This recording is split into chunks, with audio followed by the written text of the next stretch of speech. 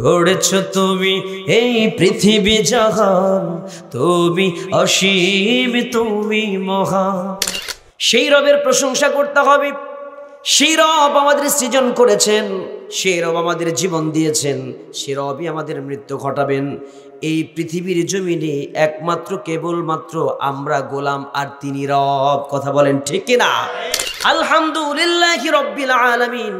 আল্লাহর কোনো গোলাম যদি পড়ে নাই, তাহলে জেনে রাখেন গোটা পৃথিবীর সমস্ত প্রশংসা এই একটা আয়াতের মাঝে ইনভলভ হয়ে যায়। জোরে বলেন সুবহানাল্লাহ।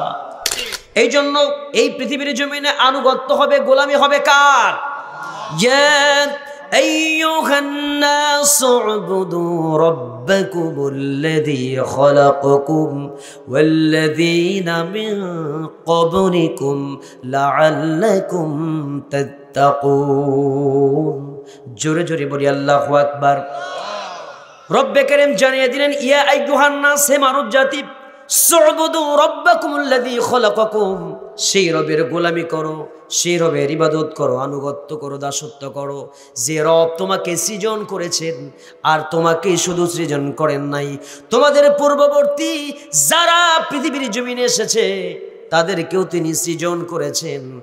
আশা করা যায় তোমরা মুত্তাকি হতে পারবে।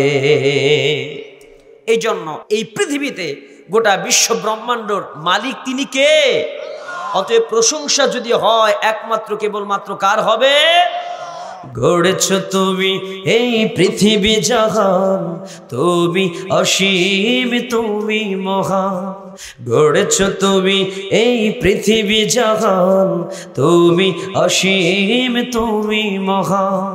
তুমি পৃথিবীর পালনকারী, তুমি পৃথিবীর পালনকারী, তুমি প্রভু বিশ্বজমি।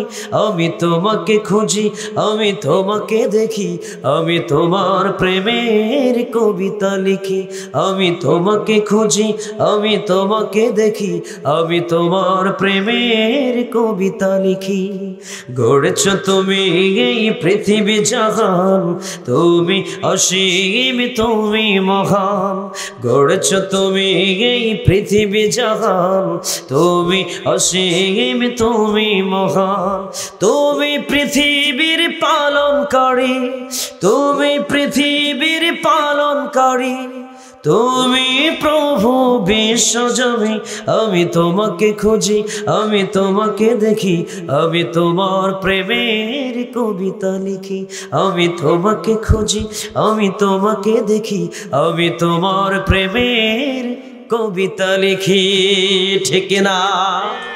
একমাত্র কেবলমাত্র কার সাথে প্রেম হবে? যদি কবিতা লিখতে হয় কার প্রেমের কবিতা লিখবো? জোরে বলেন ইনশাআল্লাহ। আমার ভাইয়েরা, সেই আল্লাহ প্রেমের কবিতা লিখতে চায়, আল্লাহ প্রেমের আমরা গুণগান গাইতে চাই, কিন্তু একটা পক্ষ আছে সে আল্লাহর পথ থেকে মানুষদেরকে ডাইভার্ট করে নিয়ে শয়তানের গোলাম বানাতে চায়। কথা বলেন আছে না নাই? এই জন্য তাফসীর মাহফিল তাদের দুশমন। তাফসীর মাহফিল সহ্য করতে পারে না। শুধু তাফসীর মাহফিল না, ইসলাম শব্দটাই তাদের জ্বালা ধরিয়ে দেয়। আছে না নাই? ইসলাম শব্দ তাদের জ্বালা ধরিয়ে দেয়। লিল্লাহি তাকবীর, আল্লাহু আকবার, এই শব্দটা তাদের জন্য আরো জ্বালা ধরায়। তারা এই শব্দের মাঝে রাজনৈতিক গন্ধ খুঁজে পায়, জঙ্গিবাদের গন্ধ খুঁজে পায়, কিন্তু ও জানেই না ও যদি মুসলমানের সন্তান হয়, জন্ম হওয়ার সাথে সাথে ডান কানে আজান আল্লাহু আকবার, বাম কানে একামত আল্লাহু আকবার, জোহরের সময় আজান হবে আল্লাহু আকবার, ফজরে আজান হয় আল্লাহু আকবার, নামাজের শুরুতে আল্লাহু আকবার, জানাজার মাঠে মৃত্যুর সময়ে, মৃত্যুর পরে জানাজা আল্লাহু আকবার। সে আল্লাহর নাম জন্ম থেকে মৃত্যু পর্যন্ত। অথচ যে মুসলমান আল্লাহ শব্দ সহ্য করতে পারে না, ওর মুসলমান দাবি করার কোনো অধিকার, ওর দাবি করার কোনো অধিকার। আমার ভাইয়েরা, আজকে ইসলামকে নিয়ে সহস্র ষড়যন্ত্রের জাল বানানো হচ্ছে। আমার ভাইয়েরা, ওয়াইদা তুতলা আলাইহিম আয়াতুনা বাইয়িনাতিন তারিফু ফি ওয়ুজুহিল্লাযিনা কাফারুল মুনকার ইয়াকাদুনা ইয়াসতুনা বিল্লাযিনা ইয়াতলুনা আলাইহিম আয়াতিনা। কুরআনুল কারীমের হক কথা যখন বলা হয়, দেখবেন তাদের চোখে মুখে অসন্তুষ্টির চিহ্ন ফুটে ওঠে, আর সেই ব্যক্তিকে আক্রমণাত্মকভাবে তাকে মারতে আসে। এই দৃশ্য এই সমাজে আছে না নাই? 2022 সালের শেষের দিকে এই সিজনের মাহফিলে এত পরিমাণ কোরআনের মাহফিলে আতিনাতা পাতিনাতাদের বাধা দেওয়া দ্বারা মাহফিলে বাধা দিচ্ছে যে এটা যেন তাদের নিত্যদিনের একটা বিষয় হয়ে দাঁড়িয়েছে। আলেম ওলামাদের উপরে নির্যাতন, কোরআনুল কারীমের মাহফিলে বিভিন্ন ধরনের হামলা, মাহফিল বন্ধ করে দেওয়া থেকে শুরু করে অন্যরও বিভিন্ন ধরনের পরিবেশ সৃষ্টি করছে, যাতে করে এই বাংলার জমিন থেকে একটা বিষয় উপস্থাপন করে মাহফিলকে 44 ধারা 144 144 ধারা জারি করে বন্ধ করে দেওয়া যায়, এই পায়ে তারা করছে। কথা বলেন। এই জন্য ইউনিভার্সিটি থেকে ইসলামী শিক্ষাকে তারা আস্তে আস্তে করে বানচাল করে দিচ্ছে।